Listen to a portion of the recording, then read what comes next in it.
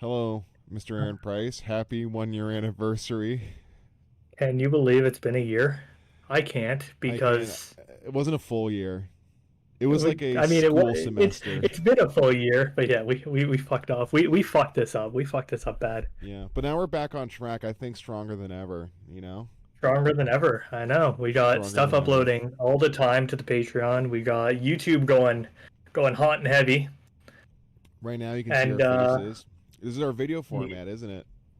it is. It is. We chose to record this one as my internet decides to be a dickhead. Oh yeah, you're A little bit. artifacting, my friend. That's fine. It'll come back. I'm trying to also fix stuff for the YouTube, so it's Hmm. my fault. I'll Indeed. stop doing that in a moment. Do you like the But background? yeah. Background image Uh, right here. I think it's pretty cool. Does that face look familiar to you? we are the dimples. Yeah, I guess we are. You know what it looks like? It looks like I'm wearing like a Roman helmet. Like I Oh look like that Jesus one Christ! Behemoth album cover. That one Behemoth album cover, The Antichrist? The Satanist? the Satanist. What? I mean, I know the album.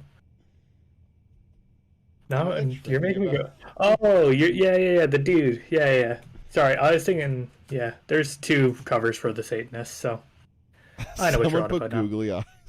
It's fucking jokes. No, I Jesus don't. Never mind. I'm Christ. thinking of something else. I'm thinking of a different album. Maybe it was Rotting Christ or something. Not the point. Maybe. Yeah, it's Ryan Christ you're thinking of. I know which one you're thinking of. It is, yeah. Yeah, the Rotting Christ album cover guy. Anyways, long story short of it, it's been a year. We have a special for you guys. This is like the equivalent of like when the Simpsons would have the clip shows because the writers couldn't think of anything to talk about. This To is end the our season. version of that, like the metal journalist version of fucking off and phoning it in. Yeah. Yeah, good times. Anyways, so it's been a year. There's definitely not a year worth of content to talk about, and we're not talking about all our content anyways. But we're just gonna give some background on some of the albums, or some of the podcasts that we've done, and our thoughts in retrospect of everything. And I'm okay, Marcus. We kicked it off with Cryptopsy, and this all came from I put out a post on Yeah. Facebook of like, "Hey man, I have an idea of podcasts," and I will say I got a lot of people saying that they wanted to do it, and I picked you. There's other people? There was other Dude, I people. didn't There was know that. I actually actually thought I was special. I thought I was the only one who showed up.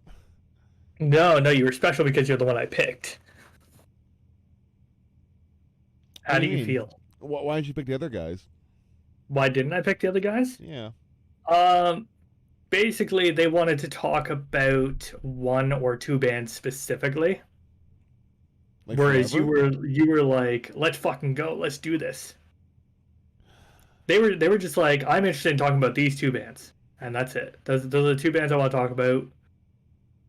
So then it would have turned into I need to pull on different people for every episode, and it would have been a lot more work. I say that knowing that we fucked it up, just not having all that work.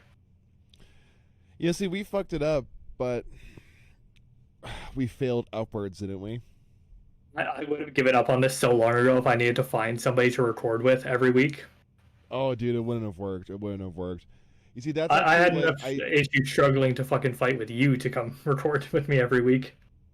no, we make it happen. Get out of here. Shut the fuck up. We went on a hot streak. Now we are.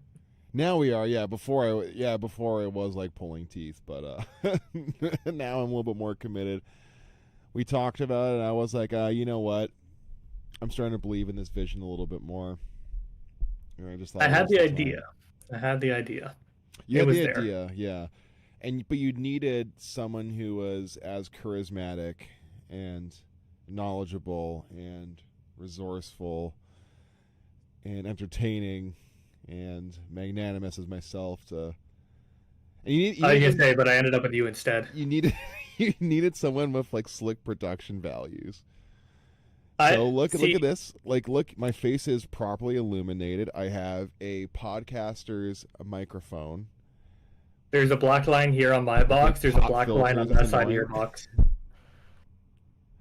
Sorry, what'd you say? I said there's a black line here on my box, and Yeah. there's a black line on the side of your box. It's not very obvious though because of the way my background is. But you can tell when I start to do this, And you just disappear. I start disappearing like the void. I also yeah. have a giant light, which is off camera, which is illuminating my face. I have a background. That's what I need. That's right. Well, really, I just need to move my camera further back so you can actually see my background. Yeah, I see you have a Devil's Reef flag. Is that correct? Yeah, I got Devil's Reef over there. They Yeah. they were happy enough to sign that for me after we talked about them in the episode. That's right. I forget which episode, but they're happy enough to sign that for me. I've got a signed Children of Bodom over there. Yeah. Yeah, got Alexi's signature on it. Cool. I've got Carrick Angren here. And my book that has all my notes that I write down for this show. You take notes? I used to do. take notes. Do you remember that? Do I remember taking notes? I feel like it's a clip show. We should just like inject clips of the old podcast. No, but like, yeah, there was a many lines. If I'm not sure how many new listeners are tuning into this, but if you go back and listen, you'll hear me say, "Let me check my notes" quite often. It was like a little catchphrase of mine. And now it's magnanimous. Now it's magnanimous. Yeah, I didn't even write that. That's someone else's line. I won't say who though. And you didn't even know what it meant in the beginning. No, I know what it means. Yeah, because I asked you what it meant, and you're like, I don't fucking know, and had to go look it up. No, wait, hold on. I object. You can object all you want. I knew what it right. meant, but what I was trying to get at was I needed the definition to make sure that my definition was accurate. It's on recording, and you said, I don't know, you put me on the spot. Yeah, well, I was on the spot. You asked me the definition of words I use. What am I supposed to do? So, yeah, we kicked it off with, I put out a post on Facebook. Yeah. I chose you because you were just, you gave me the least amount of information. What did I say? I don't remember this.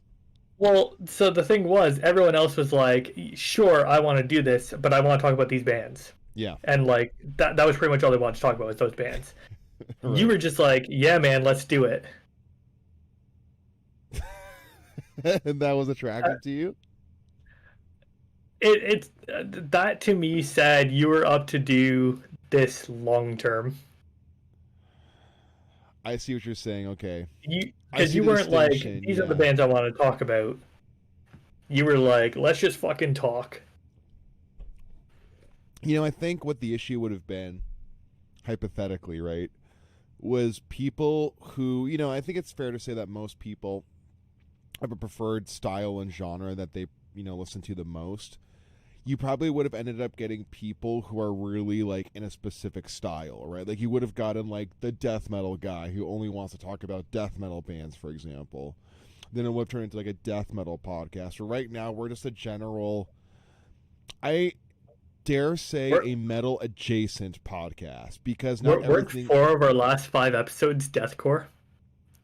Yeah, but we talked about some rock bands. We talked about Ghost and Sabbath. Oh, wait, sorry, that's a spoiler, I guess. No, Ghost came out, but... Ghost is out, but Sabbath ain't. Sabbath hasn't come out yet, so we're talking about other stuff, and, like, we're talking about... So, yeah, we did talk about a little bit of deathcore, because you kept on asking me what I want to do. Oddly enough, though, the one that I didn't expect you to ever pick, which was a curveball for me, was Alexis on Fire. Because I'm a hardcore guy. And you were like, oh, I just never listened to this band. I just want to know what the hype is about. Like, I thought it was cool that you, like... said that because I thought like, oh, I was okay, just this, like, you know, let's give myself a reason to fucking listen to this band finally. And you did, for better or for worse. Yeah. That episode's released by now, right? That one's out, yeah. Oh yeah, it has our old logo. Now I'm like, we have 2 eras of this podcast. We have old logo and current logo. I'll be honest, I was gonna hold on to this logo until this episode, but I was like, nah. No, I just want to get it out there, especially since we started the YouTube. I really want to use this logo on the YouTube as opposed to the old one, and then having to change it would have just been a pain after 2 weeks. No, then we'll have to go back and remake thumbnails and stuff like that.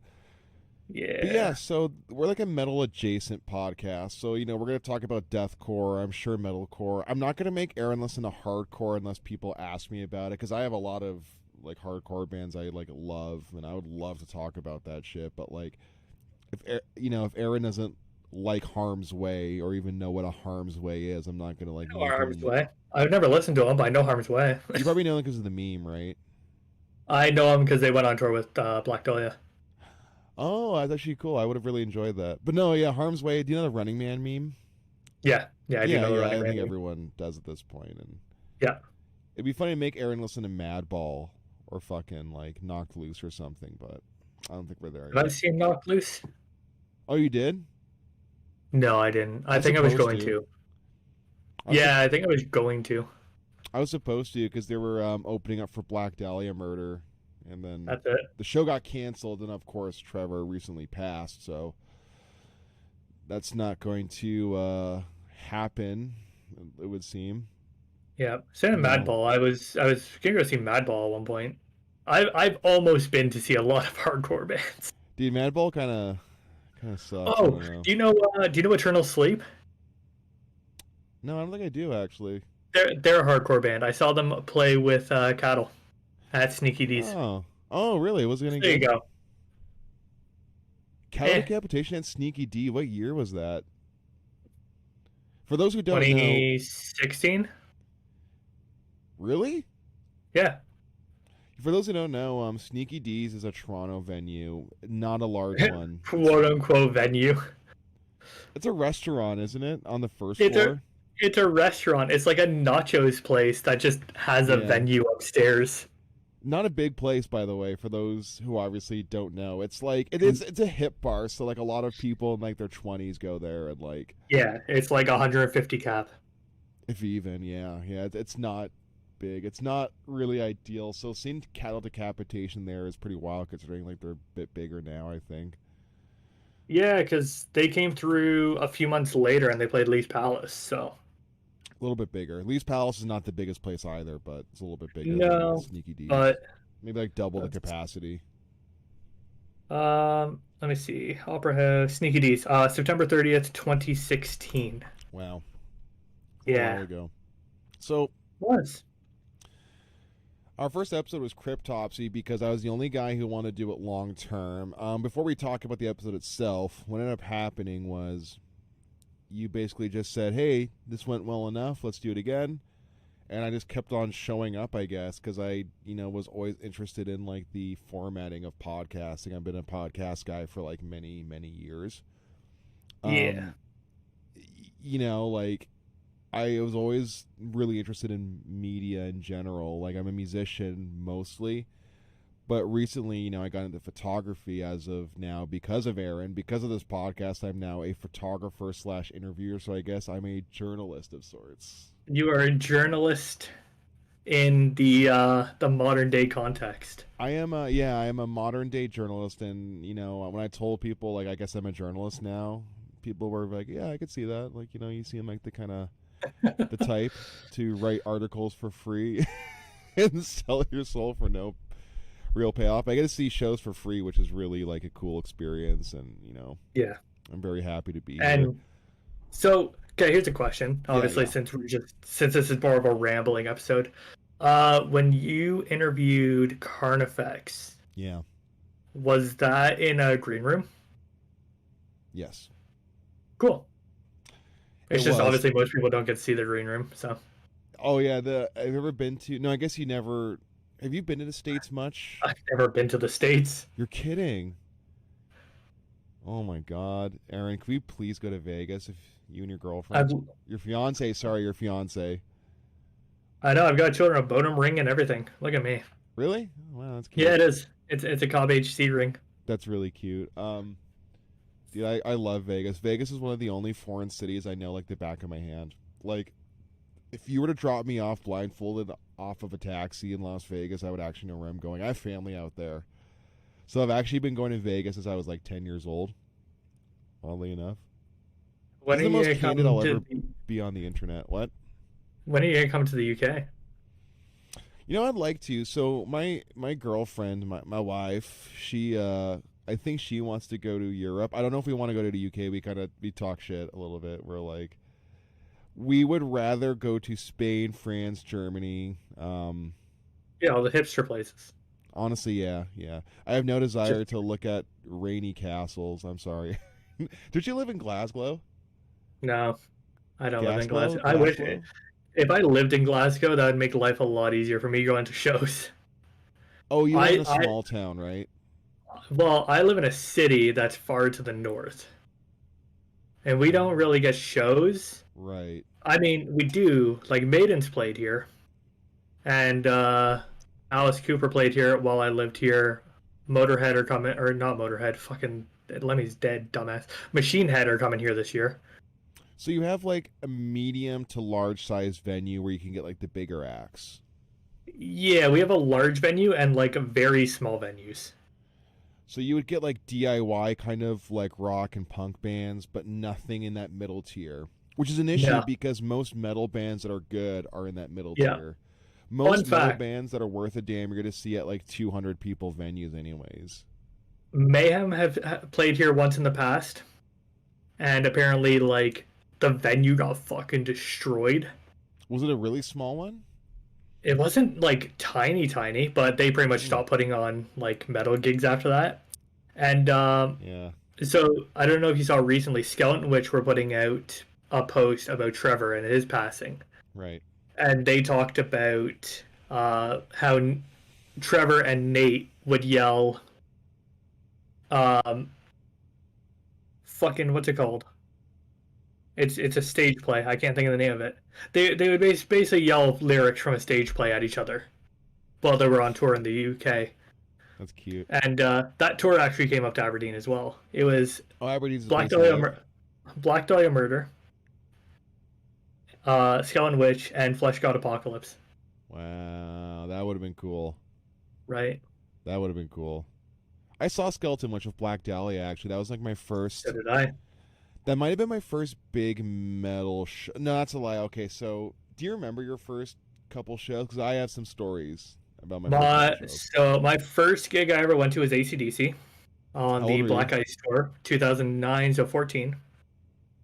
I saw them on that tour, but I saw them in Detroit because, for those who don't know, Detroit usually has a hard time selling out rock shows. So, like, a stadium rock band like AC/DC, they don't really sell so well in, honest to God, Detroit, if you could believe it. Like, when we went there, we got cheap seats for like $35. Um, it's the venue that, what's the NBA team for Detroit? Not the Pistons.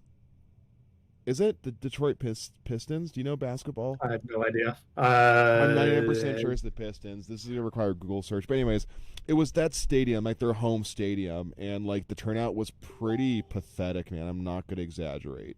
Yes, the Pistons. Do you remember your first big ass metal show? Cuz mine's a funny one.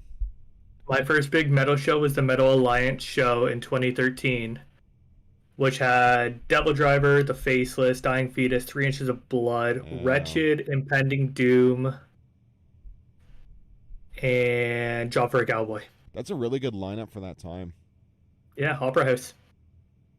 You see, that's funny that was your first big metal show cuz mine was many years before that actually cuz so for context, I started listening to rock music, you Same. know, like Most the people did. age, yeah, like at the age of 10, like most people do. Got into metal 2 to 3 years later, but I grew up in that era. I guess you and I how old are you? Are you the same age as me in like 94? 95.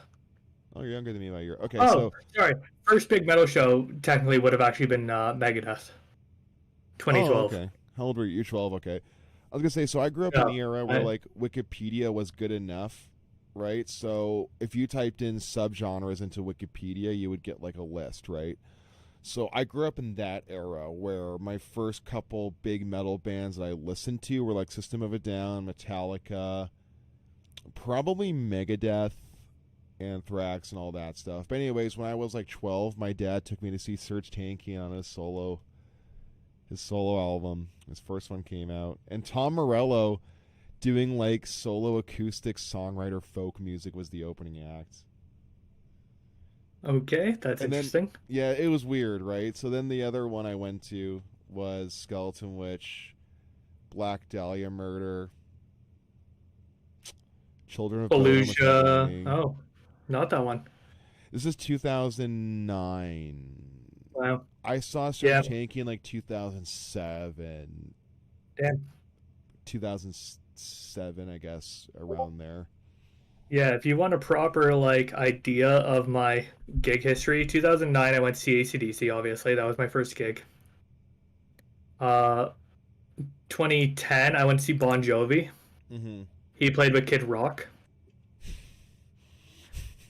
2011 I went to see Rush. No, sorry, I'm still hung up on that. How's Kid Rock though? Did he You know rock? what? He was actually enjoyable live. You know, to be fair, Kid Rock in that year was not the Kid Rock we have today. He wasn't No. political yet. Kid Rock was the party guy from Detroit. Who sang about getting with girls who are underage. Wait, why don't I remember that song? You don't remember that song? What was the song? Was it one of his Uh, famous ones? yeah, what is it? All Summer Long? Is that it? It's actually about fucking teenage girls. Listen to the song. She was barely 17 and far from in between.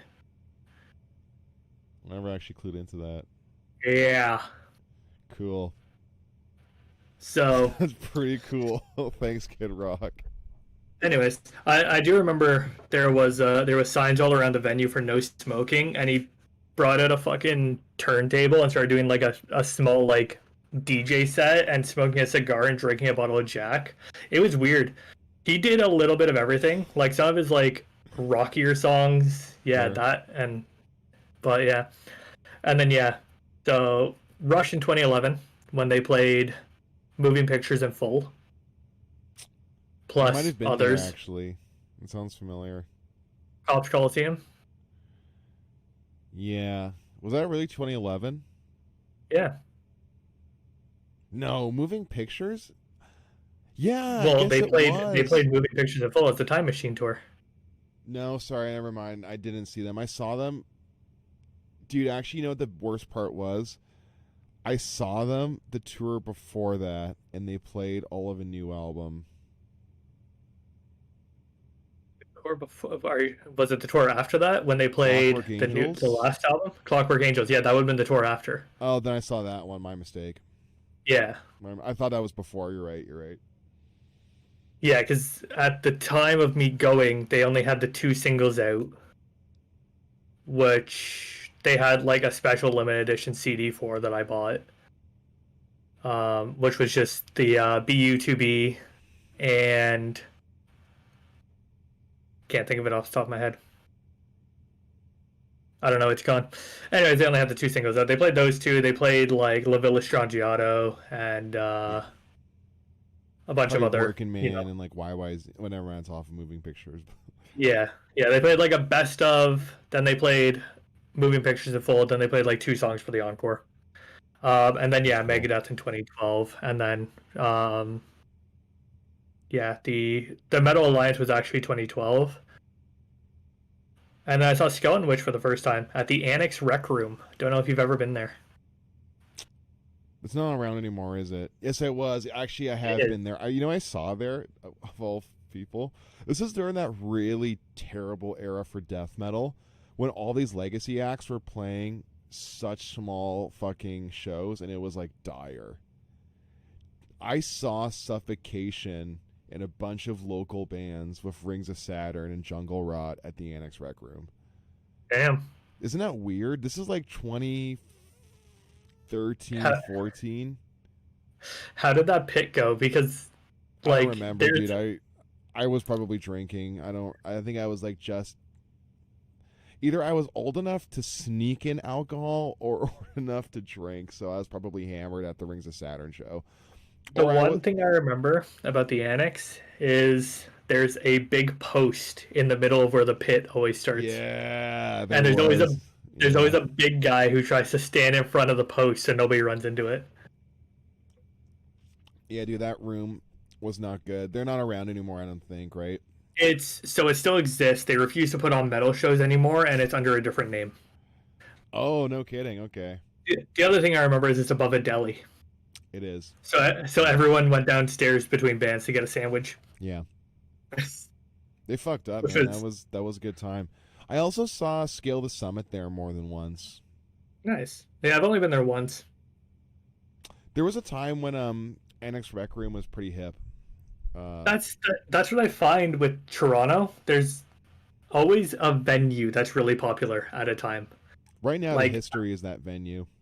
yeah, exactly. History's that venue right now. When I started like really going to shows and started as a journalist, it was like the Opera House was that venue. I think I went to the Opera House like 6 times in 2 weeks because Opera every House? fucking band played there.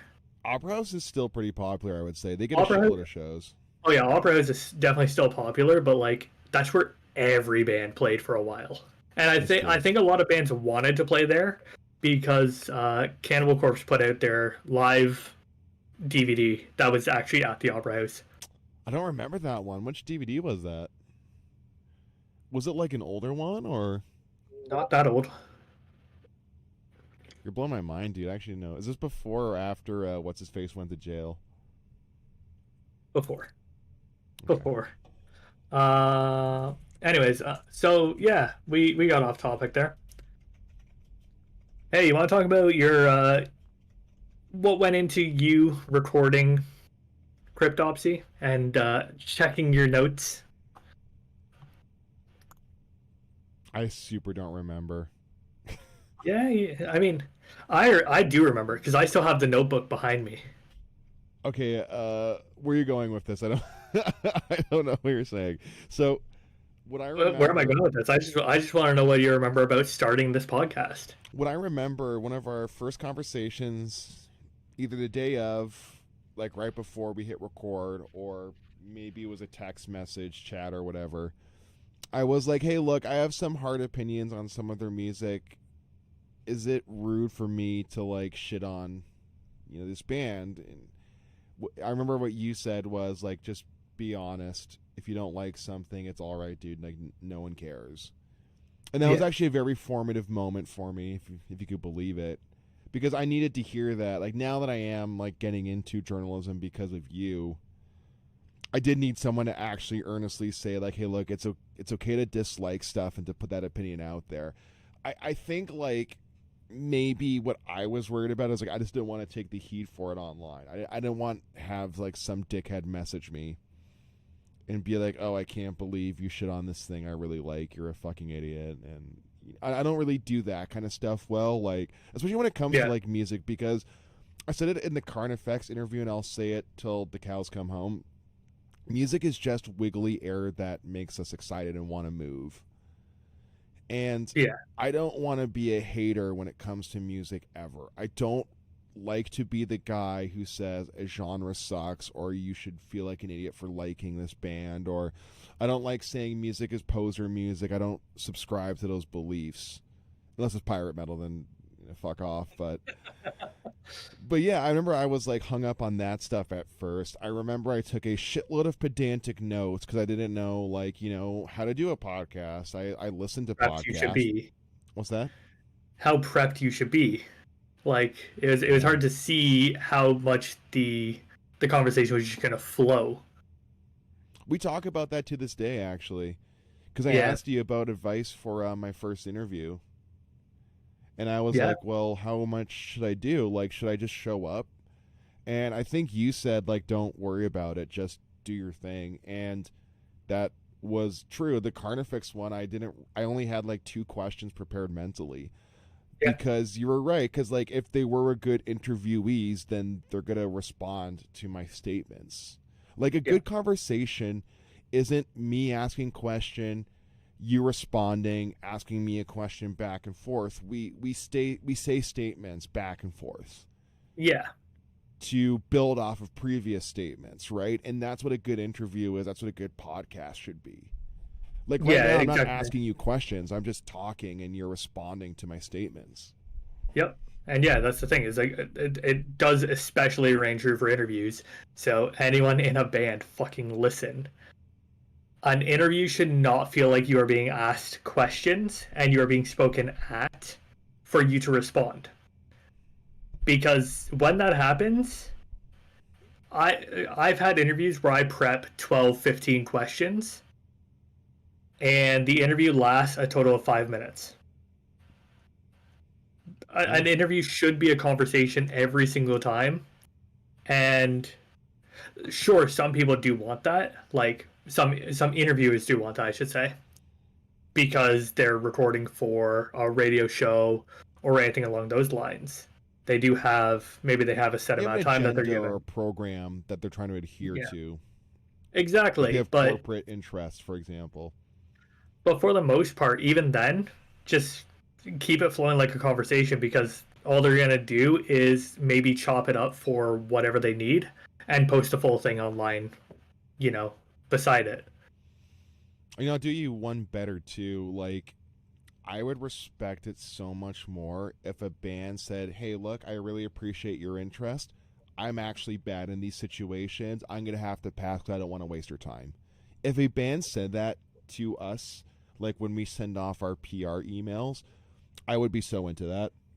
Yeah. I would really like that. Like if a band told me that, I'd be like, dude, like fucking aces, dude. That's awesome.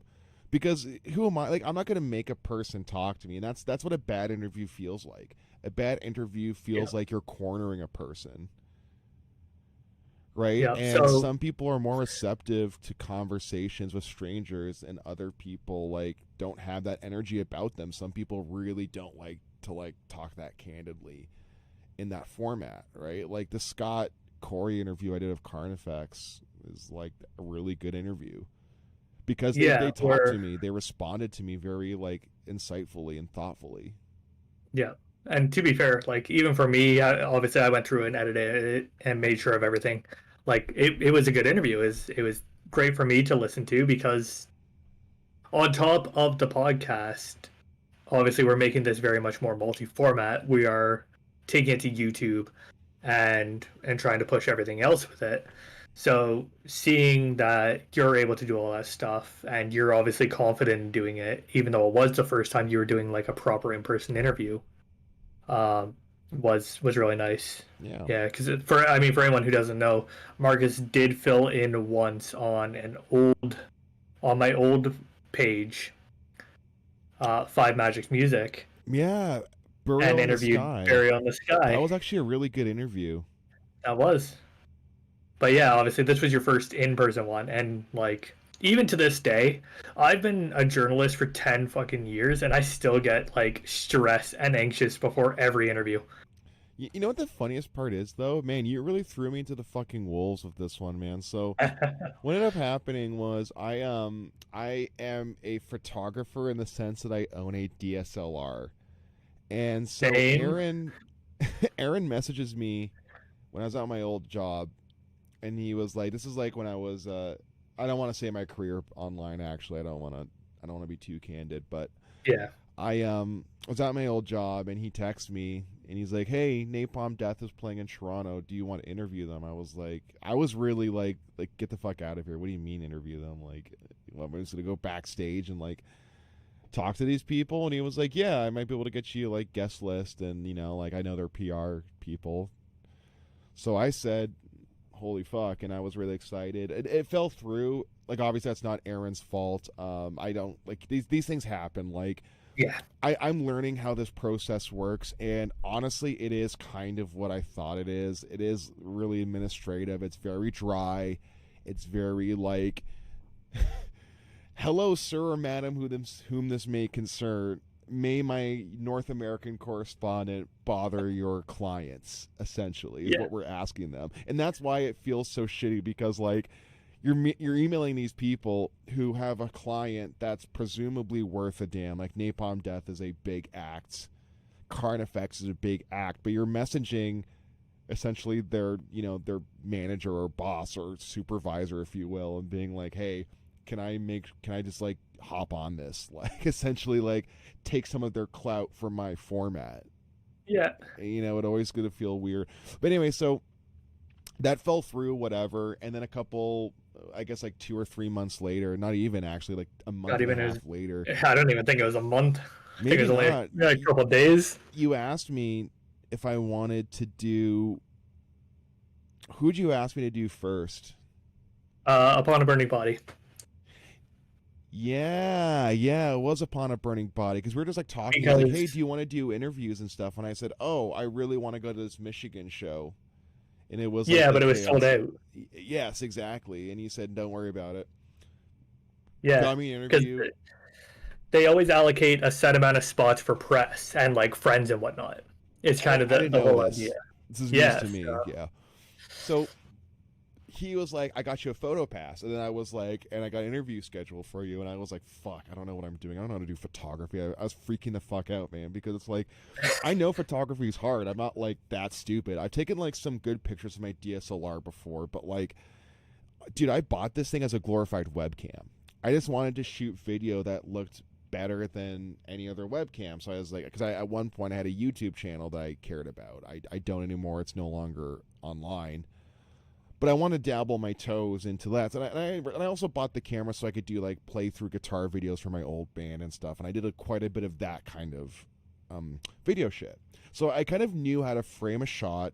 I knew what a bad shot looked like. I knew what bad lighting looked like. I understood like really basic camera theory, but I still sucked because like camera theory is actually really, really, really complicated. And I was like, so I go buy a new lens. Actually, right now it's on the current camera. It's better than my previous one. This is like the Canon default lens that came with my camera. And this thing has a really slow f-stop. It's what's the size on this? It's 18 to 55 millimeters. Sorry. Milliliters. Yeah, it holds liquid. You drink out of this. And so this fucking lens is not going to perform well in low light. So I bought a new lens. Found out that my camera body really limited what my lens was, and I was freaking the fuck out. So I was like, Aaron, I don't know what I'm doing. So I go up to Michigan with my girlfriend. We get a hotel together. We spend a night in town. And then I felt like me and my girlfriend were at Olive Garden right before we went to the venue. And I'm like eating my endless pasta bowl and like breadsticks and like choking down some fucking like mozzarella sticks. And I was like, Kelly, I feel like I have imposter syndrome right now. I shouldn't be here. Like, I don't know what I'm gonna fucking say to Carnifex. Dude, that's me every time I do a fucking interview. It's like, bro, our YouTube has fucking 7 subscribers right now. Why am I here? Well, first of all, yes, I felt like a fraud because it's like Carnifex is a big band in my brain. Like, so me interviewing them, I was like, fuck, these are like real musicians. Like, and I've talked to real musicians in other genres, but you know, metal musicians, right? Like, it's a touring act, like a real touring band. And with the photos, there's actually a funny story about this. 2 funny stories that I've never told about this concert, at least on any public forum. So I go to the venue, do the interviews, went well. I was feeling pretty high off the experience, but I was like, it is time for me to start shooting. And unfortunately, I missed pretty much all of Distant for the interviews. Angel Maker goes on, and they're like one of my favorite bands. So I was like, well, here goes nothing, sport.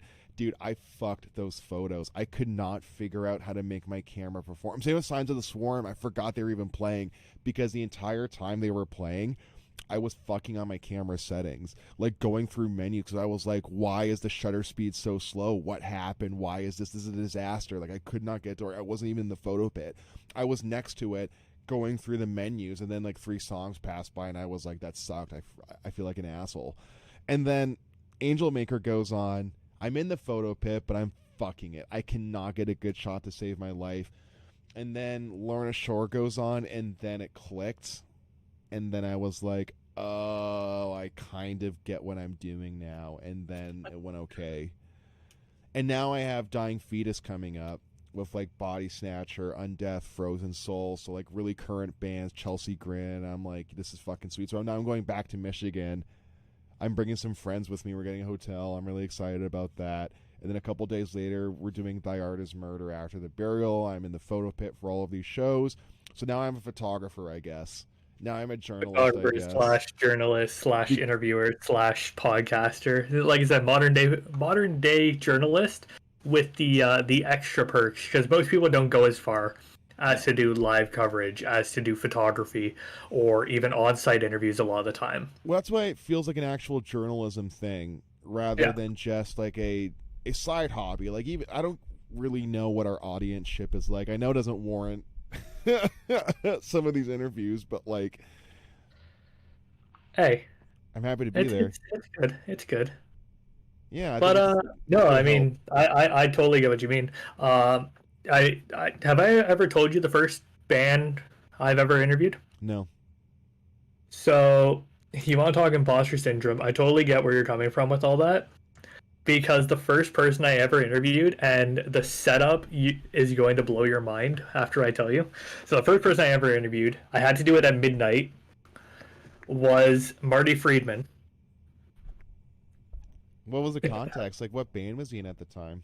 Marty Friedman. Oh, okay, this is solo. So it was when he released his solo stuff that had like Alexi Laiho and Danko Jones and all that on it. Right, yeah. So that album, when he lived in Japan still, right? Yep. So, so I had to do it.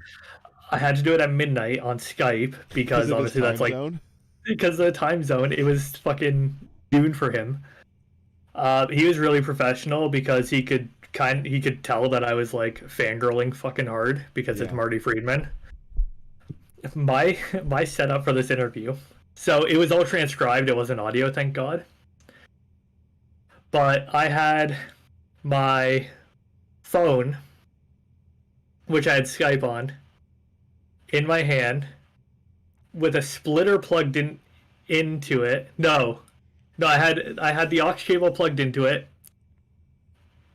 No, I didn't have a splitter, that's right. So I had a splitter plugged into it. I had headphones so I could hear, and I had an aux cable plugged into the other splitter, and it led out the door of my bedroom, out into the hallway, where it plugged into a speaker, and I had the speaker going, with my iPod Touch in front of it, with a voice note going, because Skype didn't have a native way to record at the time. What year was this?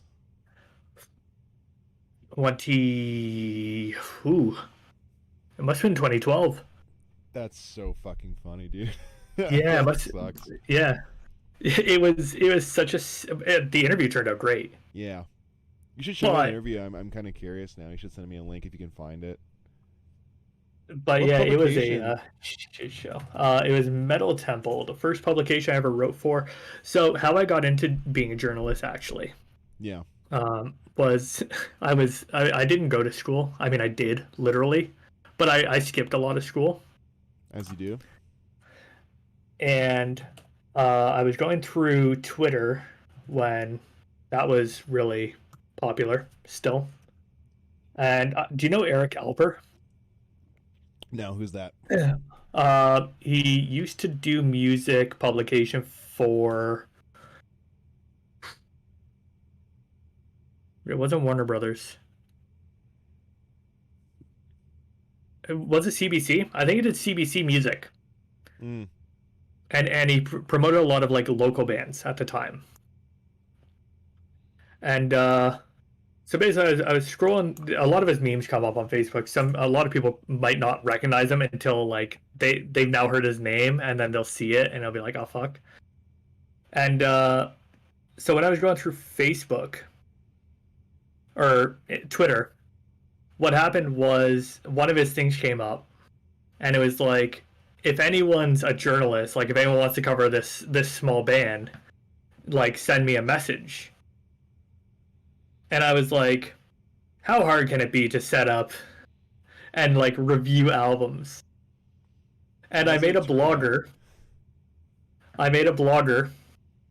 And basically what happened was when I started doing interviews, or reviews, I was covering albums like song by song. I was doing song reviews for the whole album. Those early interviews are or reviews are pretty garbage. That's a rookie error, my friend. Yeah, so I did that for a while. That's where I learned about Bandcamp, and I started doing a lot of reviews on Bandcamp from Bandcamp bands as well. And I always pick small bands because obviously my goal was to get shared. But yeah, eventually I was like, I need to write for a publication because I want like albums. And I ended up applying to Metal Temple, and they were happy enough to take me on. I wrote for them for a few years and did a handful of interviews. I wrote for a online magazine at one point called Firebrand, I believe. I think they changed their name. No, Nefarious Realm. That's what I wrote for. And I'll be honest, like the owner I assume that site's gone now. I've not looked. Yeah, I didn't get on with the owner of that site. He was like incredibly fucking dickish to me because so I had one interview I did. I interviewed Sabaton at the Phoenix. Is that your first in-person one? No. Oh, Yes. No. Maybe. So it's pretty early I don't think on. so. Like, that's a big Sabaton's like no joke. That's a pretty Yeah. serious interview. Yeah. My first in-person one was supposed to be Arch Enemy. No kidding. Wow. The interview got canceled while I was on my way to Toronto, but they were still happy enough to give me like the guest list and photo pass and all that. Okay, yeah. Well, that's nice. But yeah, yeah. So basically, what happened with that interview was my phone ended up like I had this Windows phone. I think it was an HTC, and they put out an update for the phone that actually bricked the phone. The phone just stopped working. That's so good. And yeah, so the interview was on that phone. So I emailed him. I was the like, interview. You did the interview. It just is gone. yeah, the interview is gone. That sucks. And the dude lost his shit, and like, and then just ghosted me from there. Like he just stopped answering me. I was like, okay, well, I guess I just don't write for you anymore. Did you get paid? No. I should have known. Tough business, man. I'll be honest, I've only worked for one publication that was meant to pay me, and I never got paid. Classic. And I've been really tempted to like try and do something about it, but I don't feel like burning bridges and pissing anyone off. So you don't want to talk about that. Yeah. Yeah. Okay. I don't want to get you on the spot or anything. We can graze over yeah, that. like I won't point it. I won't say who it was. You but, tell me privately, but like, yeah, I'm not gonna. Yeah. I'm not talk about it here. Yeah, dude, that's. I mean, yeah. But I mean, that's just what it is, though. That's why you and I are doing this avenue for our journalism, is because like we're our own bosses. You and I do try to treat this like a business, like with the whole how we approach our Patreon, how we're trying to expand what our brand is. We're investing more into production values. Like, you guys might notice we started doing videos, of course. I had to buy an adapter for my camera. I tried to like make my background look good. This microphone I didn't own until recently. That you might notice my voice quality went up in some episodes because I bought an expensive microphone. Like, I try to make the background look professional while it's just a stretched version of your face. Yeah, that's good. But we look at the logo though. Like, I think this looks great. The logo's sick. I'm so happy with how the logo came out. Best $50 we ever spent.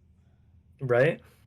Yeah, dude, like I think a lot of this DIY ethics in journalism probably makes more sense. We don't need to write for anybody. We could just do videos. I mean, think about like how people consume journalistic style content. I would rather do a video than an article. I'm a better speaker than I am a writer. I think my writing's okay, but like, you know, I'm a music writer. I'm not really a word writer. I'm not a typist. Like, not a but typist. I can say something and make it sound funny enough or cool enough. But You wouldn't Yeah, want to because a like lot of do a things don't review. like obviously tone doesn't come across in writing quite as Well, much. also It is much more charisma. focused on your words. Yeah, exactly. Charisma doesn't like you have to be really good with words to get that. At this point, anyone who like does know me, I I basically transformed Five Magic's music into Deep Dive Discography. Yeah. I stopped doing that entirely because I wanted to put all my focus on this, and I didn't want to spread myself too thin. Also, Because it's a outside of different. Sorry to cut you off because it's a different business too. Like it's not yeah, Five Magics was kind of a PR promotion booking thing, if I remember correctly, because you and I actually didn't really meet really until like Five Magics was kind of on its way out, anyways. Like you and I yeah, have not actually met in the flesh, but we've been in the same room very many times, it would seem. So we talk and about this a obviously, lot. like Yeah, with Five Magic Music, I booked Raider while you were still with the band. yeah. When I play with them, yeah, yeah. Yeah, but yeah, at this point, like, yeah, I'm just trying not to spread myself too thin with too many things. I am putting all of my effort into Deep Dive Discography. That is the point. Outside of this, I write for Fistful of Metal magazine, which is really cool to be in a print magazine, and I get to rock the shirt. Woohoo! Look at me, A professional as shit. And I write for a gaming website because I like, besides music, gaming is my big passion. I had So no idea because I'm actually super into gaming too. You and I talk about gaming sometimes. I think we have different taste in games, but still gaming nonetheless. What publication is that? I don't actually know. way too many games. Way too many. You told me this before. Actually, that's right. That's right. Yep. So yeah, that's basically my journey here. And then yeah, obviously hit up Marcus, put out the idea of doing a podcast as a whole.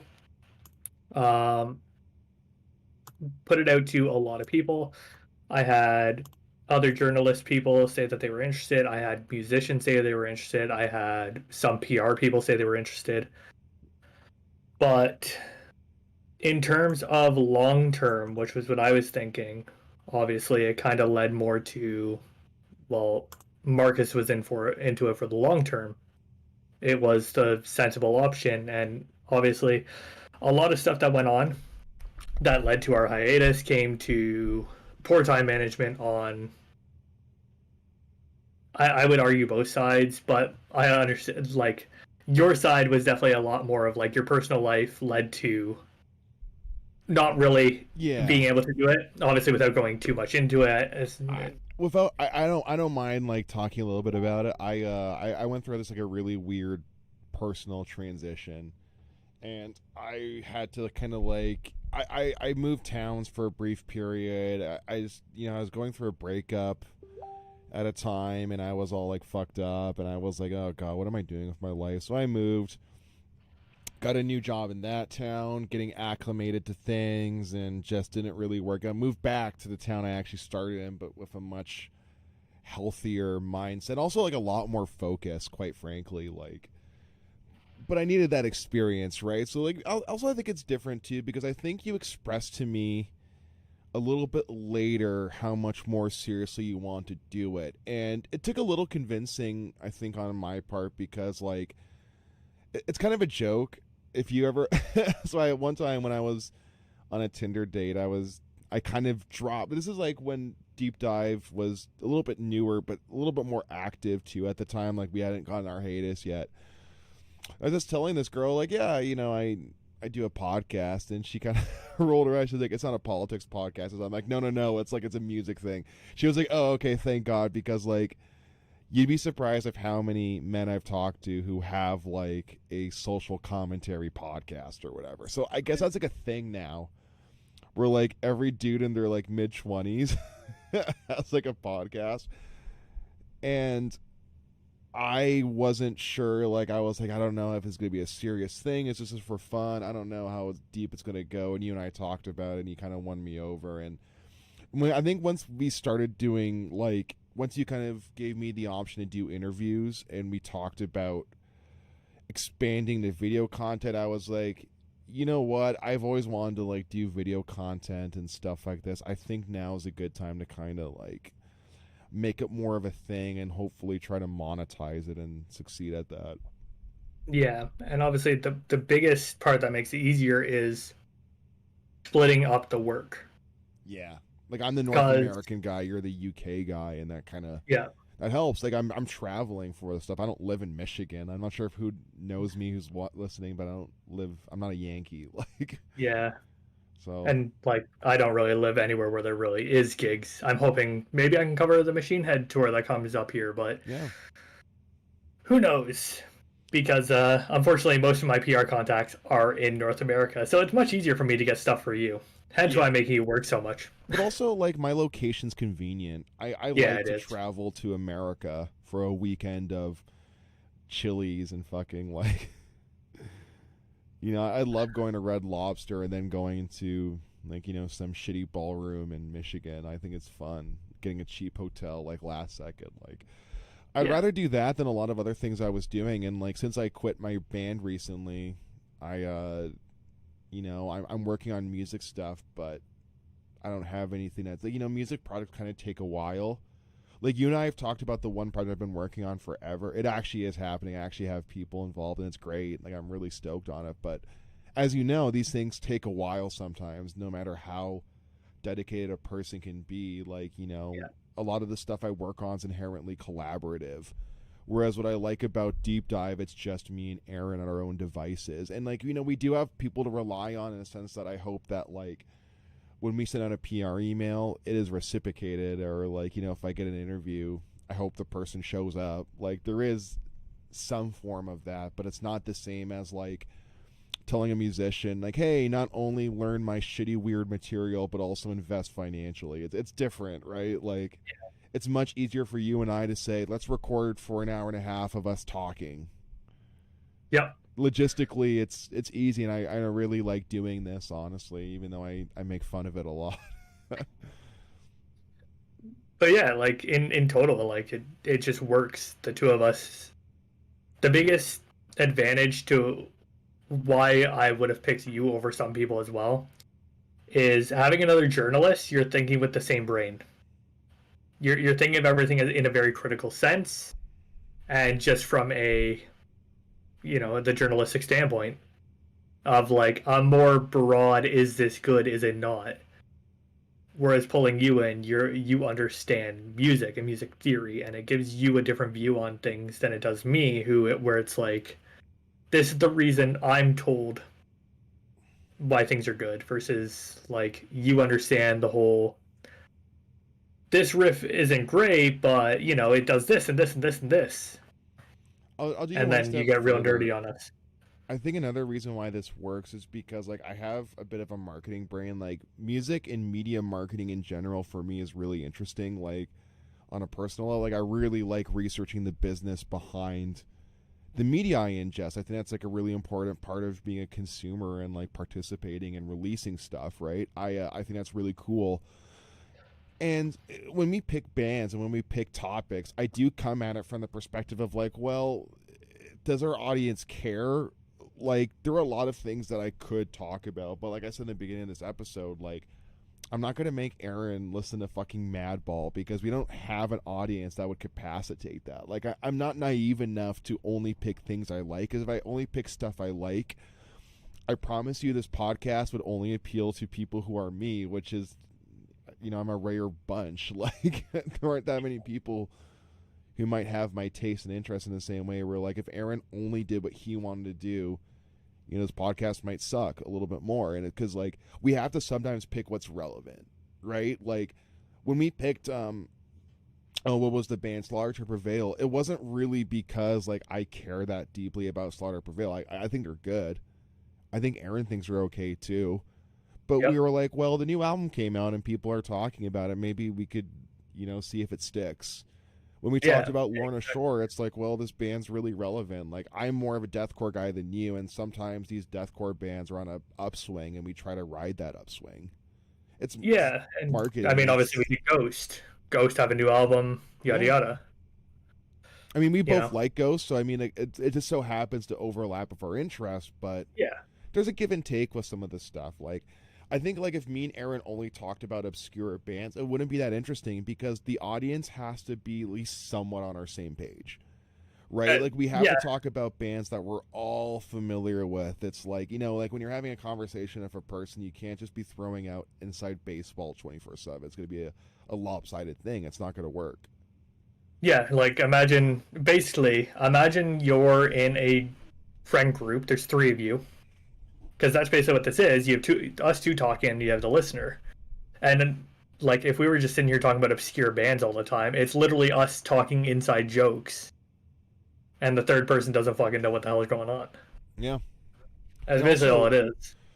and even like with this upcoming show I'm going to, the Dying Fetus one, I asked Aaron specifically, get me an interview for Body Snatcher and Undeath. And the reason why I said that was because, like, I know where the trends are.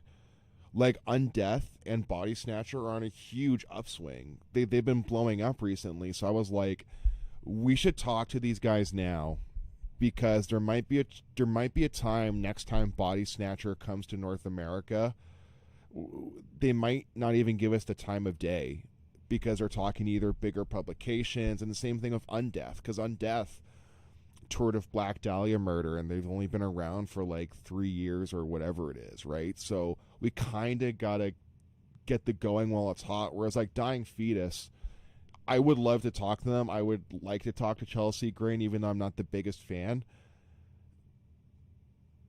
but they're not up and coming. They're established. If I want to hear about Chelsea Grin, there's plenty of people who have documented that band like pretty in depthly, way better than I could have, by the way.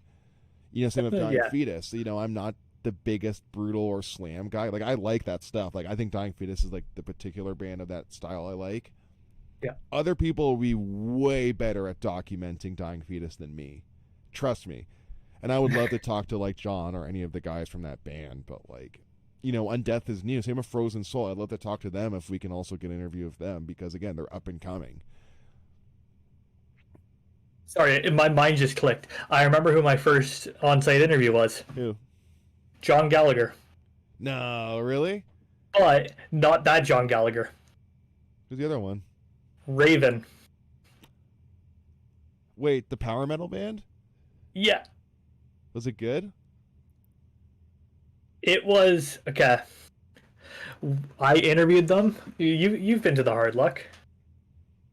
Yeah, it's been right? a couple of years though, yeah. Yeah. So you know how at the Hard Luck you have to go up all these stairs and it's like Yeah. you go up and there's a platform, then you go up and there's We interviewed on one of those fucking platforms while people were coming in. No.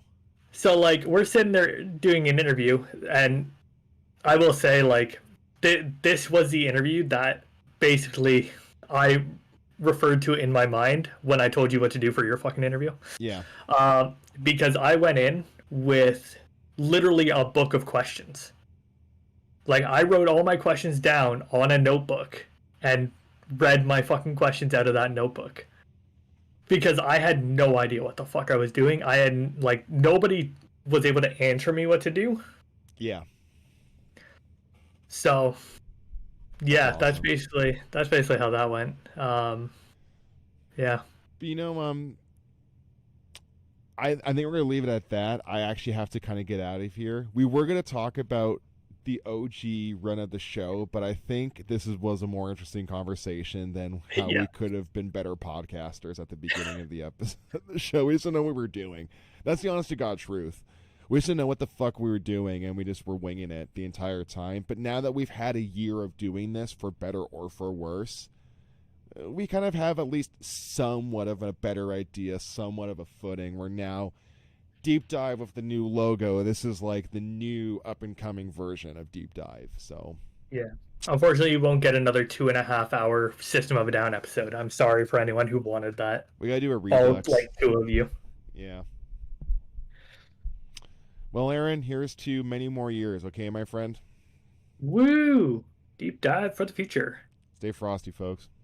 Adios.